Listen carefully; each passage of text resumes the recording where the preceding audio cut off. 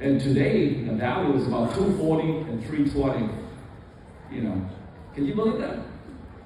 So I've been sitting a lot of real estate up there. The other one I bought too was kind of funny. You know, Ala Moana Hotel, around 2013 was out for sale, and I told my staff wanted to buy it. Oh, that's a good deal. I said, no, don't buy it, because I kind of look at the curve. It's almost the peak of the market. I said, don't buy it. Luckily, they didn't buy it, and what happened? It crashed. It crashed. Because I'm telling you, a regular residential house like Manoa, it will go up very slowly. It will very seldom come down. It will go very, very little. But a resort property will go up and down, very volatile. And this one went down, actually.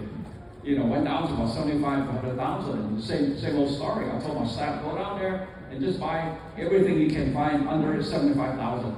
And we bought almost like 20 units.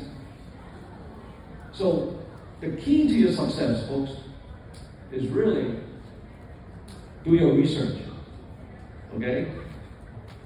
And I made my money not only in restaurant, but also in real estate, because I do my research, I study the market, I learn as much as I can before I invest